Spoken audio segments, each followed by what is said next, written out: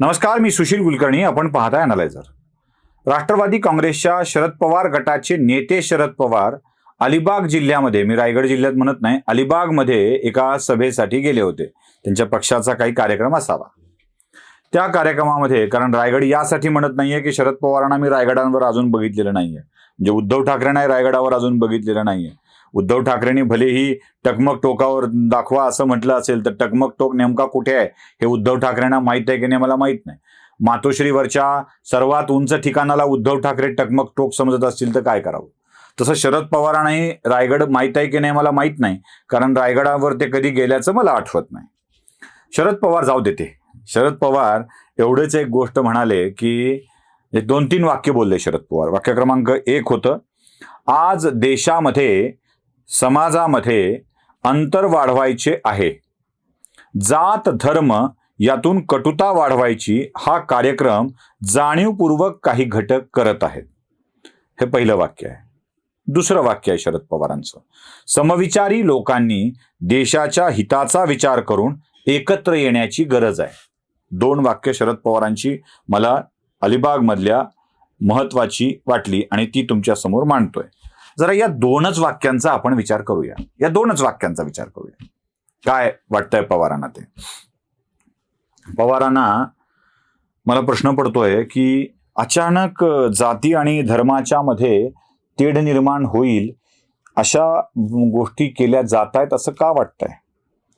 जरा बघा बरं, राजू शेट्टी जर स्मरणात असेल, राजू शेट्टींच्याही आणि आपल्याही, तर राजू शेट्टींच्या विषयात शरद पवार काय बोलले होते?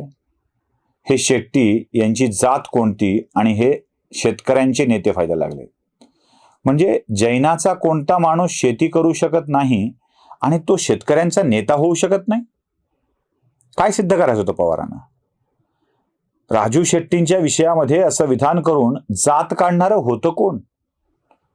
बरं, ते संभाजी राजेंना, युवराज संभाजींना, अजून ते राजे व्हायचे राहिलेत, युवराज संभाजींना जेव्हा भारतीय जनता पार्टीने नामनियुक्त राज्यसभा सदस्य केलं होतं, तेव्हा काय बोलले होते पवार साहेब? युवराज संभाजीराजेंना आठवत असेल काय म्हणाले होते पवार साहेब? छत्रपतींनी पेशव्याची नियुक्ती केल्याचं ठाऊक होतं, पण आता पेशवे छत्रपतींची नियुक्ती करू लागलेत हे मला नव्याने कळलं. जात फडणवीसांचीही काढली आणि राजेंचीही काढली. म्हणजे कोणी फडणवीस राज्याचा मुख्यमंत्री होऊच नाहीये ही पवारांची चांगली खासियत आहे, चांगली खासियत आहे. आणि जात धर्म यातून कटुता वाढवायचा प्रयत्न राज्यात होऊ लागला आहे आणि ते भाजप करू लागली आहे, हे वाक्य ही पवारांचं खूप छानच आहे. म्हणजे काय बोलावं शरद पवारांना हा प्रश्न मला पडतो, आणि किती बोलावं त्यावरती. काय बोलावं यापेक्षा किती बोलावं हा प्रश्न खूप मोठा असतो. ते राजू शेट्टी सोडा, देवेंद्र फडणवीस सोडा, आम्हाला नवे दाजी मिळाले होते, नवे दाजी. आणि त्यावेळी पवारांनी जातीचा उल्लेख करत एक वाक्य बोललेलं होतं. ते वाक्य ऐकू का? ऐका. गोष्टी घडवल्या, तुम्ही मंदिरात ठेवल्या आणि साल्यानं आम्हाला मंदिरात येऊन देत नाही की ब्रह्मा विष्णू महेश हा आम्ही आमच्या छंदीने बनवला, हा तुमचा देव, तर तुमचा देव बनवला आहे. तुमच्या देवाचे वाघ आम्ही आहोत, तुमच्या देवाचे वाघ आम्ही आहोत. साल्यानो तुमचा देव आम्ही घडवला. त्या कवितेत साल्यानो हा शब्द नव्हता. पवारांनी का मध्ये घातला असेल मला प्रश्न पडतोय. म्हणजे त्या मूळ कवितेमध्ये साल्यानो हा शब्द अजिबात नाही आहे, अजिबात नाही. मग पवारांनी साल्यानो घालून ब्राह्मणांना का बरं टार्गेट केलं असेल? आणि पवार इथे म्हणतायत की जात आणि धर्म यात कटुता वाढवण्याचं काम चाललेलं आहे. पवार साहेब, ते 13वा बॉम्बस्फोट वाढवला होता तुम्ही मुंबईमधला, तो जात आणि धर्म यातली कटुता कमी व्हावी म्हणून वाढवला होता की एखादा धर्म चांगला सिद्ध व्हावा, वाईट सिद्ध होऊ नये, मुसलमानांच्या वरती आरोप होऊ नये म्हणून केलं होतं? काय माहित नाही मला ना, है ना पवार साहेब?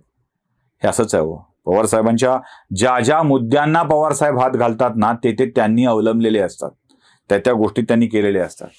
बरं, ते सोडा. तो समविचारीचा विषय जरा बघूया आपण.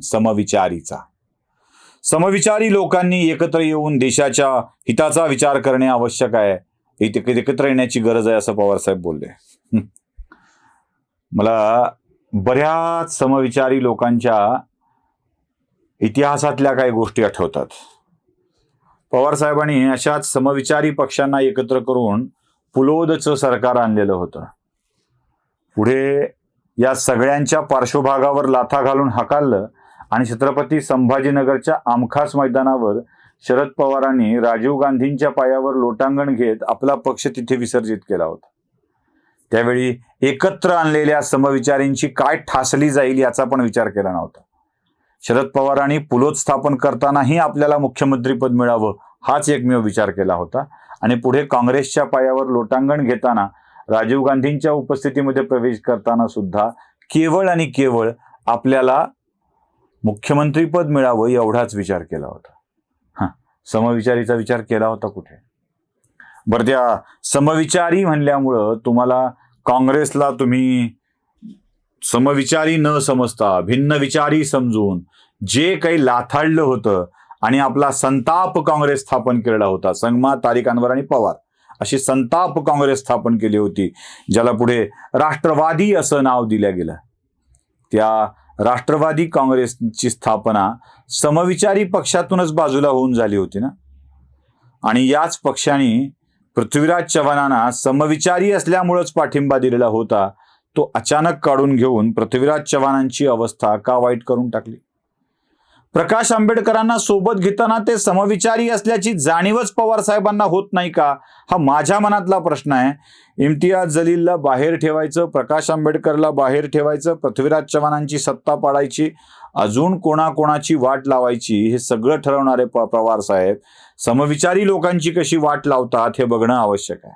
अहो, हे सोडा, समविचारीचं बाजूला ठेवा, स्वतःच्या पक्षातल्या लोकांची घरं फोडून त्यांच्या कुटुंबाची काय वाताहत पवार साहेबांनी लावली आहे हे सुद्धा समजून घेणं आवश्यक आहे.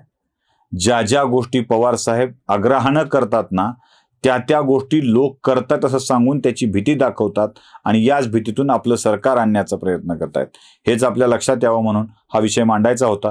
बाकी तुम्हाला पटला तर लाईक करा, शेअर करा, सबस्क्राईब करा. धन्यवाद.